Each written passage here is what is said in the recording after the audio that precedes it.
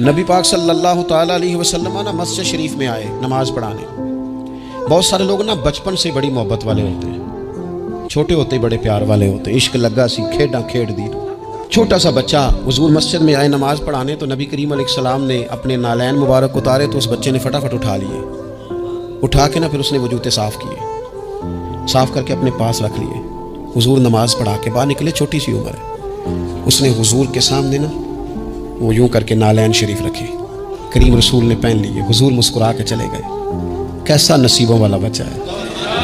اگلی صبح پھر حضور نماز کے لیے آئے تو اس نے اسی طرح محبوب نے جوتے اتارے تو اس نے اٹھا لیے، پھر حضور کے جوتوں کو صاف کیا، پھر اپنے پاس سنبھال لیے۔ حضور نے نماز پڑھائی، فراغت کے بعد کریم نکلے تو اس نے پھر اسی طرح جوتے رکھے۔ تیسرا دن ہوا، وہ یوں سامنے کھڑا ہے، حضور نے یوں مسکرا کے دیکھا، کریم نے دیکھا، محبوب نے جوتے اتارے، اس نے تھامے، صاف کیے، اپنے پاس رکھ لیے۔ حضور تکمیل نماز پر باہر نکلے، جوتے اس نے سامنے رکھے۔ اب حضور نے پوچھا بیٹا کیا نام ہے؟ یعنی حضور نے پوچھا، نبی کہ میں نے سنا ہے وہ بن سنور کر میری عیادت کو آ رہے ہیں۔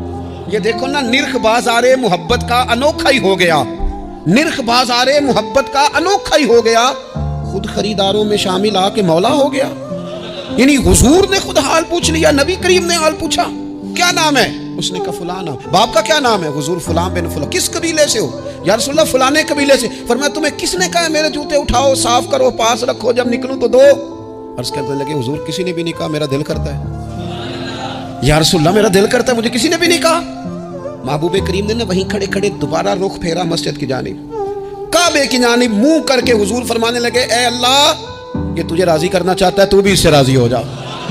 اے اللہ جیسے یہ میری خوشی چاہتا ہے تو بھی اسے خوش کر دے۔